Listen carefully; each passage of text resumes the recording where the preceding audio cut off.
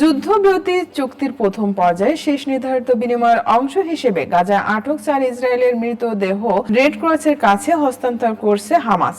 একই সঙ্গে ওয়াফার কারাগার থেকে 620 ফিলিস্তিনি বন্দীকে বহনকারী প্রথম বাসটি অধিকৃত পশ্চিম তীরের রামাল্লায় পৌঁছেছে। হামাস গত সপ্তাহে ইসরায়েল কর্তৃক মুক্তিপ্রাপ্ত 620 ফিলিস্তিনি বন্দী এবং যুদ্ধ শুরু হওয়ার পর থেকে গাজায় আটক সমসংখ্যক নারী ও শিশু হস্তান্তরের বিষয়ে মধ্যস্থকারীদের সঙ্গে একটি চুক্তিতে পৌঁছানোর ঘোষণা দেওয়ার পর এই বিনিময়টি ঘটে। চুক্তি অনুযায়ী ভ্রাম্যমাণ বাড়ি ও তাঁবু সরবরাহ না করায় উপত্যকায় হাইপোথার্মিয়ায় আক্রান্ত হয়ে প্রাণ হারিয়েছেন 6 নবজাতক। এদিকে ফিলিস্তিনিদের উপর আগ্রাসনকে দক্ষিণ আফ্রিকায় বর্ণবাদের সঙ্গে তুলনা করছেন ইসরায়েলের সাবেক মধ্যস্থকারী।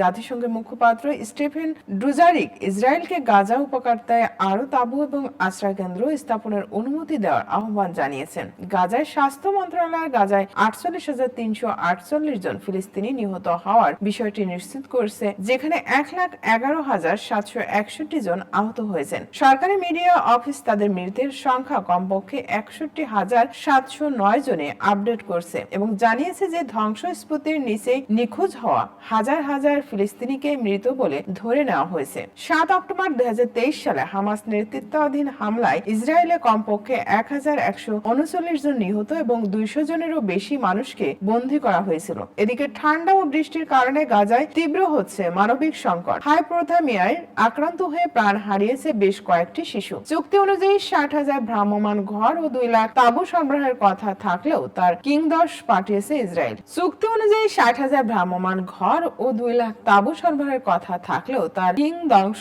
পাঠিয়েছে ইসরায়েল। ইসরায়েলি হামলায় ধ্বংস হয়েছে উপত্যকার 90% স্কুল, বাকি 10% শুরু হয়েছে শিক্ষা কার্যক্রম। 16 মাস পর ক্লাসে ফিরতে পেরে অনেক শিশুই আনন্দে উৎফুল্ল ছিল, যদিও শিক্ষার্থী ও অভিভাবক সহ সবার কণ্ঠই ছিল পুনরায় যুদ্ধ শুরুর শঙ্কা।